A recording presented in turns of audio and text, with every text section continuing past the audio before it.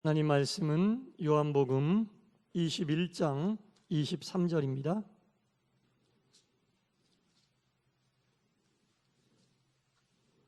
요한복음 21장 23절.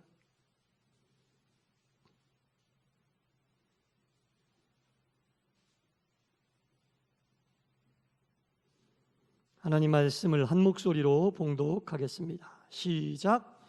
이 말씀이 형제들에게 나가서 그 제자는 죽지 아니하겠다 하였으나 예수의 말씀은 그가 죽지 않겠다 하신 것이 아니라 내가 올 때까지 그를 머물게 하고자 할지라도 내게 무슨 상관이냐 하신 것이로라.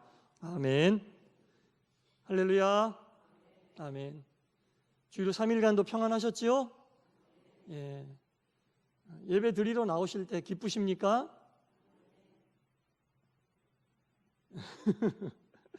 기쁜데 아멘 조그맣게 하신 거죠? 아멘. 예. 예배 드리러 나올 때마다 여러분 기대하시고 예배 드리러 나올 때마다 기쁜 마음으로 주님 전에 나오시기 바랍니다. 예. 말씀을 준비할 때 이 말씀을 통해서 전하면서 저도 은혜를 받고 우리 여러분들에게도 은혜가 끼치기를 바라는 마음으로 기도하면서 준비합니다. 여러분들 그러려면 일단 마음이 기뻐야 돼요. 기쁘고 또 마음의 문이 열려 있어야지 말씀이 우리 가운데 살아 움직이는 그런 능력의 말씀이 됩니다. 마음은 꽁꽁 닫아놓고 있으면 하나님 역사하시기 힘듭니다. 그래서 오늘도 마음은 활짝 열고 주시는 말씀 우리가 저도 포함해서 함께 우리 가운데 큰 은혜가 내리실 줄 믿습니다. 아멘. 똑같은 새 소리를 들어도요, 어떤 분들은 그 새가 노래한다고 그러잖아요. 어떤 분들은 새가 뭐 한다고 그래요? 운다고 그래요. 새가 운다 그러잖아요. 그러니까 새가 똑같이 지저귀고 있는데 어떤 분들은 그 소리를 듣고 야, 참 새가 아름답게 노래하네 이렇게 말씀하시고, 어떤 분들은 아유 참 새소리가 구슬프다, 새소리가 왜 이렇게 슬프게 울고 있나 이렇게 말씀하시잖아요. 그죠? 그것은 새의 소리가 다르기 때문에 그런 게 아니라 새의 소리는 똑같은데 듣는 분들의 마음이 어떠냐, 마음의 상태가 어떠냐에 따라 똑같은 새의 소리를 들었어도 기쁜 노랫소리로 들릴 수 있고 똑같은 새소리를 들었어도 구슬프게 우는 울음소리로 들릴 수 있다라는 겁니다. 이것은 비단 사람이 달라서 그렇게 평가되는 게 아니거든요. 한 사람이 똑같은 새소리를 들어도 어떨 때 들으면 그 소리가 기쁜 노랫소리 같이 들리는데 어떨 때 들으면 그 소리가 구슬프게 들리는 거예요. 이것도 마찬가지예요. 내 마음의 상태가 기쁜 상태, 즐거운 상태, 행복한 상태면 그 새소리를 들어도 너무나 기쁘고 그 새소리가 노랫소리처럼 들리는데 내 마음이 슬프고 답답하고 외로울 때면 그 새소리가 구슬프게 들릴 수밖에 없다라는 거예요.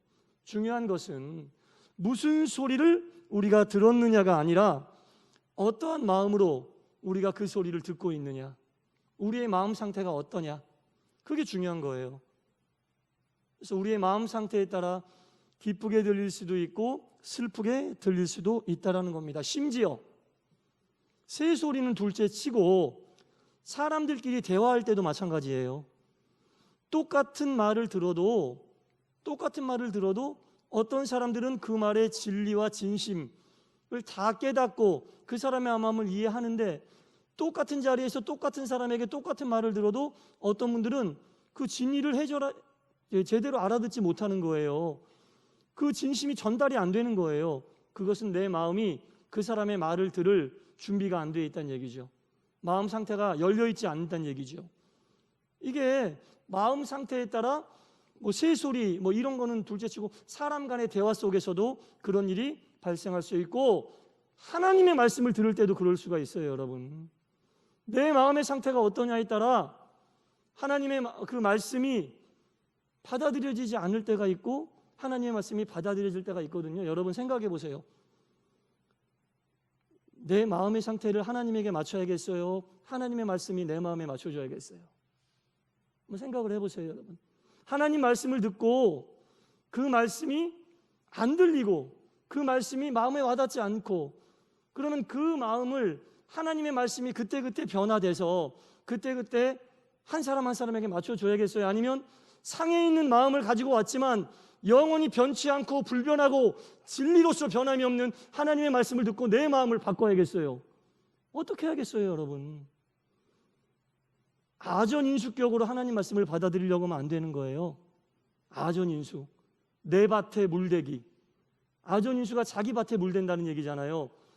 왜 자기 밭에만 물을 댑니까?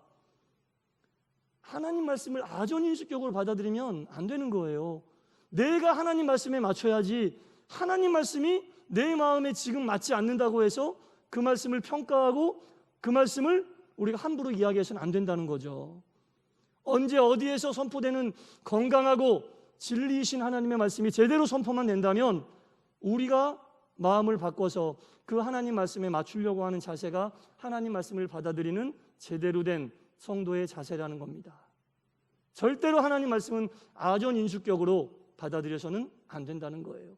내 마음이 어떠냐에 따라 사람의 말도 오해할 수 있고 동물의 노랫소리도, 우리가 짐승들의 소리도 오해할 수 있지만 하나님 말씀만큼은 절대로 오해해서는 안 된다는 거죠. 그것은 하나님 말씀을 받아들이는 내 마음이 어떤 상태냐에 따라 다르다는 거예요.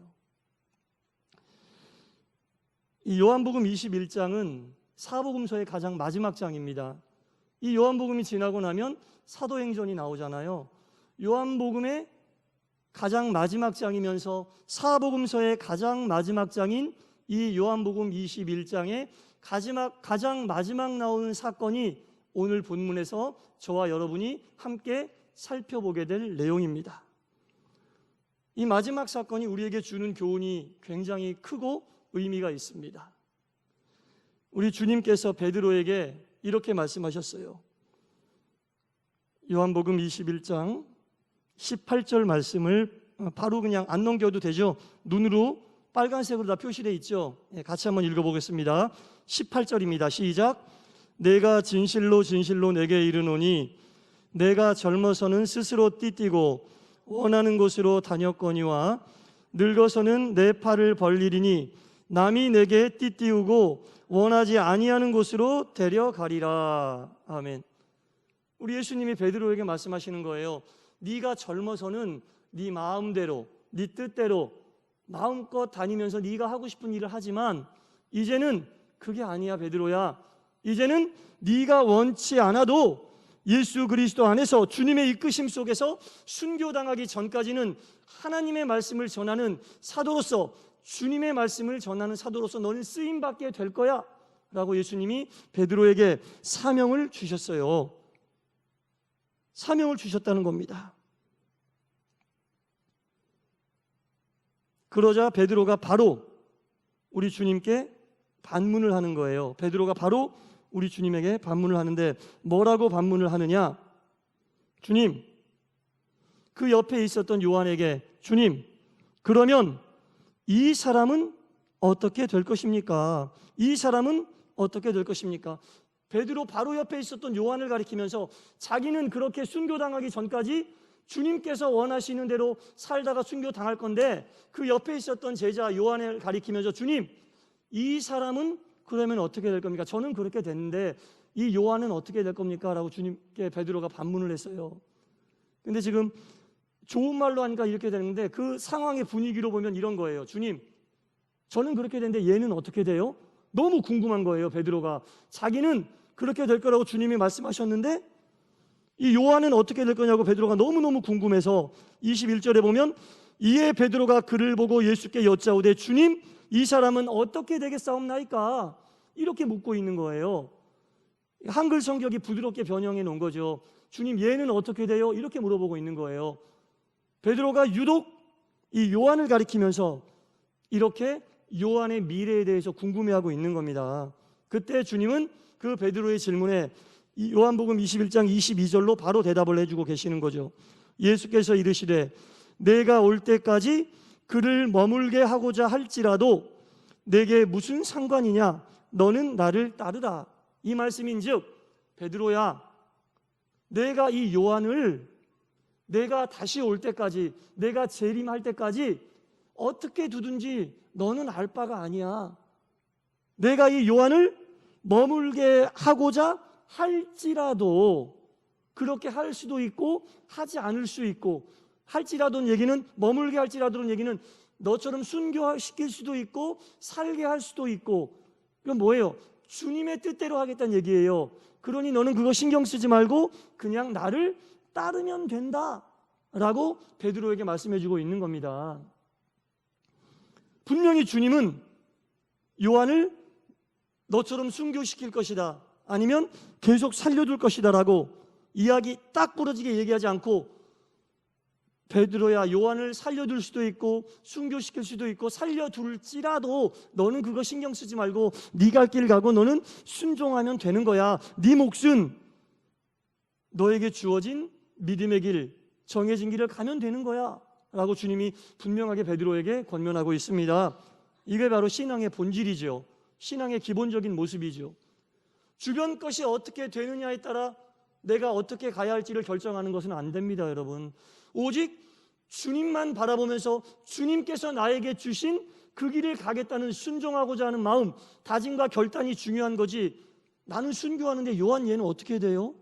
이거 궁금해할 필요가 없다는 거죠. 왜? 그것은 주님의 영역이니까. 바른 신앙이라는 것은 주님의 영역을 침범하지 않고 주님의 영역을 건드리지 않고 내가 나아가야 할 길을 깨닫고 주께 순종하고자 하는 것이 바른 믿음의 길인 줄 믿습니다. 네.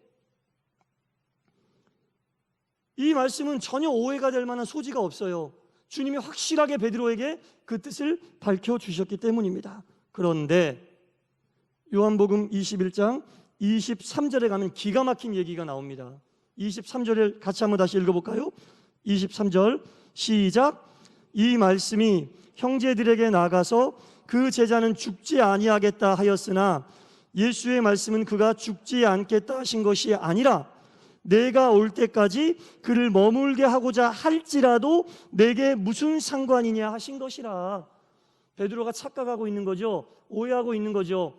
주님은 분명히 요한을 살려둘 거야, 죽지 아니하게 할 거야 라고 말씀하신 게 아닌데, 베드로는 이 말씀이 형제들에게 나가서 같이 있었던 제자들에게 가서 베드로가 이야기한 거예요. 얘들아, 주님이 나는 순교한다고 하는데 그 제자 요한은 죽지 않겠다고 하셨어 라고 주님의 말씀을 오해하고 잘못 받아들여서 그 다른 제자들에게 이야기하고 있는 거예요. 베드로가 주님의 말씀을 1대1로 딱 제대로 받아들여서 그 말씀을 정확하게 들었는데 지금 베드로는 그 말씀을 잘못 전하고 있는 거예요. 주변에 있는 제자들에게 잘못 전하고 있는 거예요. 여러분, 성경에 나와 있는 이 예수님의 말씀이 오해할 만한 말씀으로 지금 어려운 표현이 아니잖아요. 베드로가 그 앞에서 바로 주님의 말씀을 들었음에도 불구하고 왜 이렇게 요한에 대해서 잘못 들은 것처럼 이렇게 이야기를 할 수밖에 없었겠습니까? 주님은 분명히 요한을 살려줄 것이다 라고 말씀하지 않으셨거든요. 그 이유가 뭐냐면 그 예수님의 공생의 3년 동안 12명의 제자들이 예수님 곁에 있었는데 사실은 이 제자들끼리 사이가 별로 안 좋았어요. 왜 사이가 안 좋았냐면 서로 예수님을 중심으로 높은 자리에 올라가려고, 이 제자들이 어떤 생각을 하고 있었냐면 예수님은 이 땅에서 모든 악한 세력들을 물리치시고 이 땅을 지배하고 있는 모든 로마의 권력을 물리치고 분명히 임금이 되실 거야, 왕이 되실 거야. 그러면 내가 주님 옆에 오른팔이 돼야지, 주님 옆에 왼팔이 돼야지, 높은 자리는 내 거야. 그러니까 서로 견제하는 관계였다고요. 이 12명의 제자가 서로 견제하는 관계였는데 그 중에 특별히 세 사람이 예수님에게 특별히 사랑을 받았어요. 베드로, 요한, 야고보. 이 세 사람은 예수님에게 특별히 사랑을 받았거든요. 그래서 예수님께서 이 세 명의 제자를 데리고 변화산에 올라가셨어요. 변화산에 올라가셔서 당신이 신령한 모습으로 변화되는 것도 직접 이 세 사람 눈에 보였고, 하늘로부터 내려온 모세와 엘리야와 이야기하고 있는 모습도 보였어요. 그때 베드로가 뭐라 그래요? 주여, 여기가 좋사오니 초막셋을 짓고 이곳에 삽시다 주님. 그곳 그 현장에 베드로, 요한, 야고보 이 세 사람, 예수님이 특별히 총회했던 제자 세 사람이 바로 그곳에 있었다는 겁니다. 회당장 야이로의 딸이 죽었을 때 예수님께서 살리시는 그 현장에도 베드로, 요한, 야고보 이 세 명의 제자가 있었어요. 돌아가시기 전날 겟세마네 동산에서 땀방울이 핏방울이 되도록 기도하실 그 순간에도 나를 위하여 기도해 줄 수 있겠니? 이 세 명의 제자에게 부탁을 하셨던 거예요. 그러고 보면 이 세 명의 제자들을 예수님이 특별히 총회하셨던 것은 분명한데, 그러면 12명 중에 3사람을 총회하셨으면 이 세 명의 관계가 좋았겠어요, 여러분? 서로 라이벌 의식이 있지 않았겠어요? 서로 예수님에게 더 택함받고 서로 예수님의 오른팔이라고 자기가 우기면서 이 3사람의 관계가 그리 좋을 것 같지 않았다는 거죠. 더구나 요한과 야고보는 친형제예요. 그러니까 베드로는 생각할 때마다 나는 맨날 2대1로 열세야, 그런 생각을 하고 있지 않았겠어요? 그러던 차에 주님께서 자신의 미래에 대해서 말씀하시니 자신의 라이벌이었던 이 요한의 미래가 궁금하지 않았겠어요? 엄청 궁금했겠죠. 그래서 자신의 미래를 이야기하시는 주님께, 주님, 저는 그렇고 요한은 어떻게 되겠습니까? 그랬더니 요한이, 요한 것은 내버려 둬. 내가 혹시 다시 오늘 그날까지 살려둔다 할지라도 그것은 너는 신경 쓰지 말고 너는 나를 따르기만 하면 돼. 이게 본문 말씀이거든요, 오늘. 근데 베드로는 이렇게 말씀하신 주님의 말씀을 곡해한 거예요. 그리고 나가서, 얘들아, 나는 이렇게 될 건데 요한은 주님이 끝까지 재림하시는 날까지 살려주신대, 이렇게 이야기를 하고 있는 거예요. 그러니까 베드로가 왜 이렇게 주님의 말씀을 잘못 알아들었을까요? 이게 알아듣기 힘든 말도 아니잖아요. 베드로가 이 주님의 말씀을 제대로 이해하기 어려울 정도로 지능이 낮았던 것도 아니거든요. 왜 이렇게 베드로가 주님의 말씀을, 사람 사이의 말도 아니고 주님의 말씀을, 예수님의 말씀을 이렇게 곡해할 수밖에 없었을까요? 베드로 마음속에 요한에 대한 라이벌 의식이 있었기 때문에, 항상 시기하고 질투하는 마음이 베드로 마음속에 있었기 때문에 주님께서 직접 면전에서 하신 말씀도 오해할 수밖에 없었던 겁니다. 우리 예수님이 바로 앞에서 해주시는 말씀을 어떻게 오해할 수가 있겠어요? 그런데 베드로는 단단히 오해하고 있는 거예요. 오해하게끔도 되는 상황도 많이 있었어요. 마가복음 10장에 보면 요한과 야고보가 우리 주님께 몰래 찾아가서 말씀하시잖아요. 주님께서 권력을 잡으시는 그때 나는 오른쪽에, 내 형제는 왼쪽에 세워주십시오, 이런 청탁을 예수님에게 했었어요. 그리고 마태복음 20장에 보면 요한과 야고보의 어머니가 와서 똑같은 청탁을 예수님에게 하고 있어요. 형제들도 예수님에게 청탁하고 어머니까지 등장해서 예수님에게 청탁을 했는데, 여러분, 세상에 비밀이 있습니까? 이 비밀을 제자들이 안 거예요. 누가 제일 화났겠어요? 누가 제일 막 뿌글뿌글 끓어올랐겠어요? 누구예요? 베드로. 너무나 배신감과 질투와 시기심이 끌어올라서 참을 수 없었을 거라고요. 이런 마음의 베드로에게 주님이 요한에 대해서 그렇게 말씀하시니 그 주님의 말씀이, 그 주님의 말씀의 진실이 베드로에게 전달이 됐겠습니까? 완전히 주님의 말씀을 베드로는 아전인수격으로 받아들인 거예요. 자기가 듣고 싶은 대로 들은 거라고요. 그러니 같이 견지하고 있었던 다른 제자들에게 나가서 주님이 요한은 끝까지 살려주신대, 이렇게 이야기를 할 수밖에 없었던 겁니다, 여러분. 그렇게 얘기할 수밖에 없는 것은 주님이 말씀을 잘못하셔서가 아니라 베드로가 그 주님의 말씀을 받아들일 자세가 안 돼 있었기 때문인 거죠.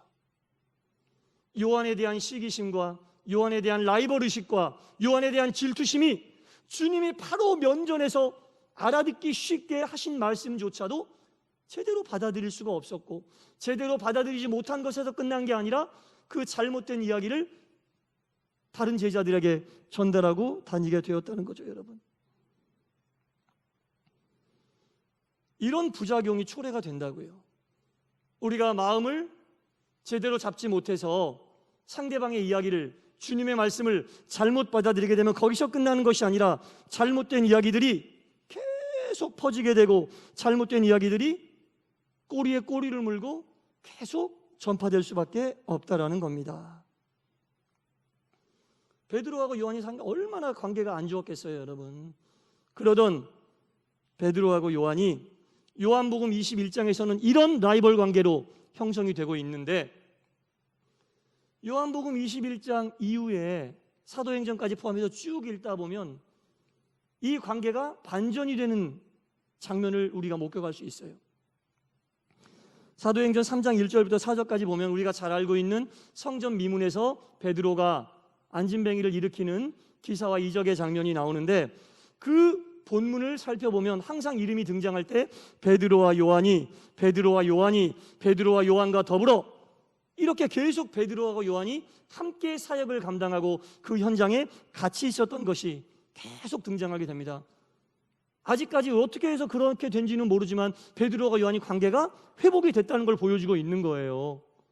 그뿐 아니라 유대인들은 사마리아인들을 굉장히 사람 취급 안 했거든요. 같은 유대인이지만 이방인과 피가 섞였다고 해서 사마리아 사람을 사람 취급 안 했어요. 그래서 예루살렘에 있었던 사도들은 사마리아에 가서 복음을 전하려고 하지 않았어요. 사람도 아닌데 뭐 하려고 가서 말씀을 전해? 하나님 말씀은 선민인 우리들에게나 있으면 되지. 그런 생각을 가지고 있어서 사도들이 사마리아에 가지 않았어요. 그러던 중에 빌립 집사가 사마리아로 가서 복음을 전하는 일이 벌어지게 됐어요. 사마리아 사람들이 복음을 받아들이게 됐어요. 그 소문이 예루살렘에 있는 사도들에게도 들렸는데, 그 사도들이 이제 사마리아에 하나님 말씀이 들어갔으니 우리도 가만히 있을 수 없다, 어떻게 해서든지 그곳을 선교해보자, 이렇게 뜻을 모았는데, 그때 사마리아로 파송한 사람이 베드로하고 요한이에요. 사도들이 보기만 하면 피 튀기고 싸우는 그 둘의 관계였다면 베드로와 요한을 같이 묶어서 그 선교에 힘들고 어려운 곳인 사마리아로 보냈겠어요? 이미 베드로와 요한은 동역자 관계가 회복이 됐다는 얘기죠. 성전 미문에서 안진뱅이를 일으키는 사건도 그렇고, 사마리아로 파송된 베드로와 요한의 모습을 보아도 그렇고, 이미 베드로하고 요한은 둘 사이의 관계가 회복이 됐다는 겁니다. 요한복음 21장에서 사도행전 3장까지 요 사이의 간격 속에 무슨 일이 벌어진 모양이에요. 요한복음 21장에서는 베드로가 이렇게 주님의 말씀을 오해할 정도로 요한에 대해서 적개심, 라이벌 의식을 갖고 있는데, 사도행전 3장 이후에 보면 둘이 합력해서 주의 일을 감당하고 있는 모습이 나오는데, 그렇다면 요한복음 21장부터 사도행전 3장 이 사이에 도대체 베드로하고 요한에게 무슨 일이 어떻게 벌어졌는지 궁금하지 않으십니까? 표정들이 별로 안 궁금해 하시는 것 같아요. 내일 새벽에 할까요? 도대체 무슨 일이 벌어졌는가? 그 해답은 사도행전 2장에 나와 있습니다. 요한복음 21장부터 사도행전 3장 사이에 그 베드로가 요한에게 무슨 일이 벌어졌는지 요한복음 2장에 나와 있는데, 요한복음 2장 위에 빨간색으로 조그만 글씨로 제목이 뭐라고 나와 있어요? 할렐루야! 성령이 임하신 거예요. 베드로하고 요한에게 성령이 임하신 겁니다, 여러분. 베드로하고 요한에게 성령이 임하셨다는 거예요.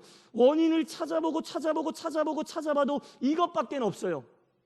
베드로하고 요한에게 이 사이에 벌어진 일이라고는 이것밖에 없는 거예요. 사람의 마음을 바꿀 수 있는 것은 성령님밖에 할 수가 없습니다, 여러분. 라이벌도 보통 라이벌이 아니에요. 하나의 정점의 목표를 두고 붙고 있는 두 사람의 이 라이벌 관계는, 사람들은 모르겠어요. 정치적인 타협이나 협상은 있을 수 있지만 둘이 평생 동안 같은 일을 담당하는 동역자로서 그렇게 화해할 수는 없어요. 그러긴 힘들어요. 베드로하고 요한이 그런 관계였어요. 예수님의 서로 오른팔이 되기 위해서 치열하게 대립하고 서로 질투하고 경쟁하고 라이벌 의식에 사로잡혔던 사람들인데, 이 사람들이 요한복음 21장까지는 그런 관계인데 3장 이후로는 계속 동역하고 있는 미루어 볼 때 이 사이에 벌어진 일이라고는 사도행전 2장에 나오는 성령의 역사를 체험했다라는 것밖에는 원인을 찾을 수 없다라는 거죠. 성령의 역사하심이 베드로하고 요한을 이렇게 바꿔놓은 겁니다. 자기 생각만 하고 자기 주장만 내세우고 아전인수격으로 주님의 말씀까지 받아들였던 이 사람들이 성령을 영접하고 이제는 더 이상 아전인수격으로 주님의 말씀을 받아들이는 게 아니라 자신의 몸을 성령의 전으로 허락하고 성령님을 모셨을 때 사람으로서는 변화할 수 없는 그것들이 변화되게 된 줄 믿습니다. 이것이 성령의 역사입니다, 여러분. 이것이 성령의 역사입니다. 성령의 역사하심으로 인하여 진정한 성령을 체험하고 보니 이제까지 내가 주장하고 나만 생각했던 그 모든 것들이 주님의 말씀을 곡해하고 오해했던 그 말씀이 제대로 들리기 시작하고 이제는 라이벌이 아닌 아름다운 동역의 관계로 갈 수밖에 없는 상황에까지 다다르게 됐다는 겁니다. 여러분, 이런 게 성령의 역사지 뭐가 성령의 역사입니까? 이런 게 성령의 역사입니다. 함께 할 수 없었던, 라이벌로 평생 갈 수밖에 없었던, 주님의 말씀조차도 아전인수로 받아들일 수밖에 없었던 그 딱딱하고 닫혀져 있던 마음이 성령의 불로 태워지고 성령의 역사하심으로 그 마음이 열리게 되자 이제는 서로의 진심을 받아들일 수 있게 된 거죠. 서로가 어떤 말을 하든지 그 말의 진심을 받아들일 수 있게 된 거죠. 무슨 말을 하느냐는 서로 진심을 이야기한다는 전제가 깔리게 되면 그 마음이 열리기만 하면 절대로 오해할 수가 없는 거예요. 일부러 속이려고 하고 일부러 거짓말하려고 하고 일부러 작심하고 나쁜 말을 하지 않고 진심을 가지고 서로 이야기를 한다면 그 마음이 성령의 충만하고 성령의 역사하심으로만 우리 가운데 이루어져 있고 성령을 모신 전으로만 우리가 믿음의 길을 간다면 절대로 오해는 생길 수 없습니다. 절대로 오해는 생길 수 없습니다. 상대방의 말이 잘못되어서 내가 못 받아들이는 게 아니라 내가 그 말을 받아들일 준비가 안 되어 있다는 거죠. 네. 특별히 하나님의 말씀을 받아들일 때는 우리가 더욱더 우리를 무너뜨리고 정말로 백지 상태에서 하나님 말씀을 받아들여야 되는 겁니다, 여러분. 정말로 백지 상태에서 하나님 말씀을 받아들여야죠. 세상에서 물들고 세상에서 힘들고 괴롭고 어렵고 둥글둥글하지 않고 좁빛좁빛 그 서 있는 마음을 가지고 교회에 와서는 그것들을 최대한 내려놓고 백지 상태로 만든 이후에 주님의 말씀을 받아들이고 그 좁빛좁빛하고 빼쭉빼쭉 것들을 주님의 말씀으로 위로받고 깎아내야 되는데 그 빼쭉빼쭉한 마음에 주님의 말씀이 들어오지 않는다고, 받아들여지지 않는다고 주님의 말씀이 잘못된 겁니까? 그건 아니라는 거죠, 여러분. 베드로하고 요한이 그런 관계였는데 이제 성령의 충만한 체험을 하고 보니 주님의 말씀이 주님의 말씀으로 들리다는 거예요. 그러다 보니 서로 간의 이야기도 통하게 되고 함께 동역도 할 수 있게 됐다는 겁니다. 사랑하는 성도 여러분, 성령님은 하나님의 마음을 움직이십니다. 성령님은 하나님의 마음을 뒤집어 놓으십니다. 그때 우리는 서로 합력할 수 있고 동역할 수 있습니다. 예수 안에서 하나가 될 수 있다는 겁니다. 그래서 우리가 이 베드로하고 요한의 관계를 보면서 요한복음 가장 마지막에 이 사건이 우리에게 주는 교훈이 과연 무엇인가? 이제부터는 사도행전은 행동하는 거예요. 행동하기 전에 마음을 합해야 된다는 교훈이 있는 거예요. 요한복음 마지막 장에 사복음서 마지막 장에 이 교훈을 주신 이유는 사도행전, 이제는 행동하는 그 시점에 서서 정말 가장 필요한 교훈이 무엇인지 우리 주님께서 우리에게 베드로하고 요한의 사건을 통해 확실하고 분명하게 알려주고 계시는 거죠. 마음을 합하지 않으면 동역할 수 없다. 성령의 역사하심과 성령의 체험을 통해 마음이 합해질 수 있다. 그 위에는 아름다운 동역을 하였다라는 이 귀한 교훈이 오늘 신앙의 길을 가고 있는 우리에게도 임하게 될 줄 믿고 성령 충만함으로 우리가 하나 되어 베드로하고 요한이 합력하여 있었던 모든 사역을 우리가 오래 감당해서 주님 보시기에 아름다운 동산교회, 아름다운 성도님들의 삶을 사시기를 간절히 축원합니다. 기도하겠습니다. 하나님 감사합니다.